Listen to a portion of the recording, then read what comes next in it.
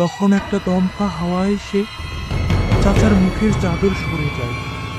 আর তখন আর তখন তার ওই চেহারা দেখে আমার গায়ে কাটা দেয়। এ কি!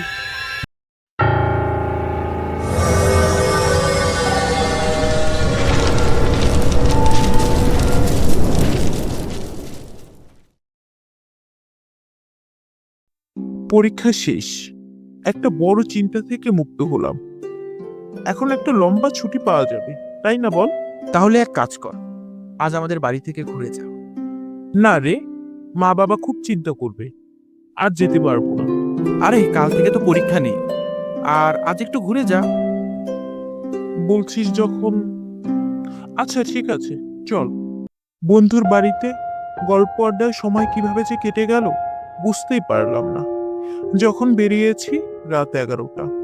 যদিও অনেকবার করে বলেছিল থেকে যেতে, কিন্তু কি করার, বাড়িতে আম্মা আব্বা চিন্তা করবে, তাই আর থাকাটা হলো না। এখন শেষ ট্রেন পাবো কিনা তারও ঠিক নেই। তাড়াহুড়ো করে স্টেশনে এসে দেখি টিকিট কাউন্টার বন্ধ, প্ল্যাটফর্ম একদম ফাঁকা। শুধু একটি লোক বসে আছে প্ল্যাটফর্মের এক বেঞ্চে। চাচা, শেষ ট্রেন কি আসবে? হ্যাঁ, ট্রেন আসবে ঠিক রাত 12টায়। তার কণ্ঠ গভীর, যেন বহু বছর ধরে কোনো দুঃখ বয়ে বেড়াচ্ছে। তবে সব ট্রেন যাত্রী বহন করে না, কিছু ট্রেন স্মৃতিও বহন করে। কিছুটা অবাক হলাম। থাক, ক্লান্ত শরীর। হেডফোন কানে গুজে গান শুনতে শুরু করলাম। গান শুনছিলাম, হঠাৎ লক্ষ্য করলাম একটা ট্রেন আসছে। ঘড়িতে সময় দেখলাম এখন তো 12টা বাজেনি। ট্রেন, ওই চাচা, চাচা কি ভুল বলল? ভেবে সামনে তাকিয়ে অবাক। এ কি! ওই চাচা, ওই চাচা রেল লাইনে দাঁড়ানো, আর ট্রেন, ট্রেন আসলে এটা এটা ভাবতে ট্রেনটা তাকে ধাক্কা দেয়। এ কি! আমি ছুটে গেলাম সেখানে, কিন্তু কোথায় কি?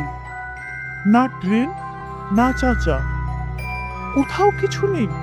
কি দেখলাম এটা? নাকি ক্লান্তিতে ভুল দেখলাম? আবার ট্রেনের হর্ন কানে আসলো। এখন রাত 12টা, লাস্ট ট্রেন চলে এসেছে। কিন্তু এটা আমি কি দেখলাম? কিছুই বুঝতে পারলাম না। এত বড় একটা ঘটনা কি চোখের ভুল ছিল? এটা ভাবতে ভাবতে ট্রেনে উঠে বসলাম। ক্লান্তিতে চোখ বন্ধ করে রাখলাম। কখন যে ঘুমিয়ে পড়েছিলাম জানি না। হঠাৎ ঘুম ভাঙে। আশেপাশে চোখ দিতেই দেখি কামরা পুরো ফাঁকা। শুধু আমার সামনে বসে আছে চাদর পরা একটি লোক। আর তখনই আমার মনের ভিতরে কাঁপুনি আসে। এই লোকটা, এই চাদরটা, এই লোকটাকে তো আমি কিছুক্ষণ আগে প্ল্যাটফর্মে দেখেছি। চাচা, আপনাকে তো আমি মনে হয়, মানে, আপনি স্টেশনে বসেছিলেন না? হুম, হতে পারে। আমি প্রায় স্টেশনেই থাকি। সবাই তো যাচ্ছে কোথাও না কোথাও, আবার কেউ কেউ ফিরেও আসে না। কেমন যেন একটা অস্বস্তি বোধ হচ্ছে।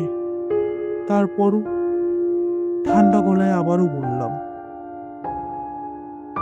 মানে আমি দেখলাম আপনি, মানে আপনি কি সেখান থেকে বাসায় যেয়ে তারপর আবার ট্রেনে এসে বসলেন? তুমি কি নিশ্চিত তুমি যা দেখেছো তা ঘটেছে? আমি চমকে গেলাম। কণ্ঠ থেকে স্বর বের হচ্ছে না। জড়তায় জড়তায় যেন আটকে যাচ্ছে। মানে মানে আমি হেডফোনে গান শুনছিলাম, তখন হয়তোবা কিছু কল্পনা করেছিলাম। অনেক কিছু আমরা দেখি, আবার অনেক কিছু আমাদের চোখে এড়িয়ে যায়। তুমি কোথায় যাচ্ছ? বাসায় যাচ্ছি। পরীক্ষা শেষ হয়েছে, আজ একটু দেরি হয়ে গেল। পরীক্ষা তো শুধু একটা না, জীবনে বহু পরীক্ষা আসে। কিছু পরীক্ষাতে পাশ করো, কিছুতে ফেল, আবার কিছুতে হারিয়ে যাও। আপনি কি আমাকে চিনেন? তোমার চোখে একটা ভয় আছে, সেটা আমি চিনি। আমি অনেকবার দেখেছি তুমি এখনো হারাওনি। সের জন্য বলি, শোনো আমার একটা গল্প। লোকটা ধীরে বলা শুরু করলো। সময়টা যেন পেছনে ফিরে যাচ্ছে। আমি এক সময় ছিলাম পোস্ট অফিসের কর্মচারী। খুব সাধারণ নিয়মে জীবন বাঁধা। ঘড়ি ধরে অফিসে যেতাম, ফিরতাম হাতে ব্যাগ নিয়ে, যেটাতে থাকতো আমার লাঞ্চ, কিছু চিঠি আর অল্প কিছু স্বপ্ন। আমার স্ত্রী ছিল খুব শান্ত স্বভাবের। সারাদিন বাড়ি গুছিয়ে রাখত, আমার জন্য অপেক্ষা করত। ছোট একটা সংসার, কিন্তু ভালোবাসা ছিল উপচান। এক ছেলে ছিল, চাইতাম সে জীবনে বড় কিছু হোক। সমস্যা শুরু হয় আমার স্ত্রীর মৃত্যুর পর। আমি তখন অবসরে, আমি একা হয়ে যাই। ছেলে বিয়ে করে। প্রথম প্রথম বেশ ভালোই ছিল, তারপর ধীরে ধীরে সে বদলে যেতে শুরু করে। যেন আমি তার কাছে এক বোঝা হয়ে গেলাম। তাদের বাড়িতে আমি থাকতাম, কিন্তু আমার জন্য কোনো জায়গা ছিল না। খাবার সময় খেতে পেতাম না। কখনো কখনো দরজা বন্ধ করে দিত, কখনো বিদ্যুৎ বন্ধ করে দিত আমার ঘরের। ছেলের বউ একটা কথা বলেছিল। আমার কথাটা একটু বোঝার চেষ্টা করো। একটা বাড়তি খরচা, বাড়িতে একটা বুড়ো মানুষ না থাকলে ভালো হতো। ওই কথাটা আমার বুক চিরে গিয়েছিল। একদিন আমার ছেলে বলে, বাবা, অনেক দিন তো হলো কোথাও বেড়াতে যাওয়া হয় না, চলেন আজ আপনাকে একটু বেড়াতে নিয়ে যাই।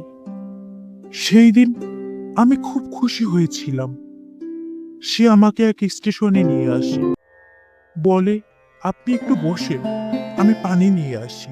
আমি বসেছিলাম 1 ঘন্টা, 2 ঘন্টা, এরপর সন্ধ্যা নামে, রাত নামে, সে আর আসে না।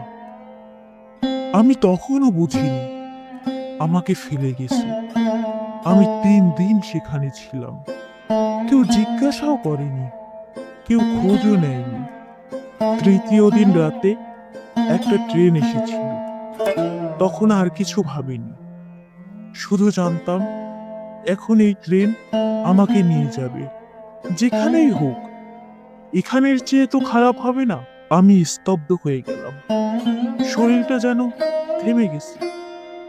আমি ধীরে বললাম, চাচা, আপনি আপনি তাহলে সেই লোকটা? চাচা মুচকি হাসেন। চাচা, আপনার নামটা জানতে পারি? তখন একটা দমকা হাওয়া এসে চাচার মুখের চাদর সরে যায়। আর তখন তার ওই চেহারা দেখে আমার গায়ে কাটা দেয়। এ কি, আর ওই বিকৃত পোড়া মুখ, চোখের জায়গায় চোখ নেই, কালো গর্ত, মুখ রক্ত। নাম দিয়ে কি হবে বাবা? তোমরা তো কেউ মনে রাখো। এই দৃশ্য এই দৃশ্য দেখে আমি আর সহ্য করতে পারলাম না।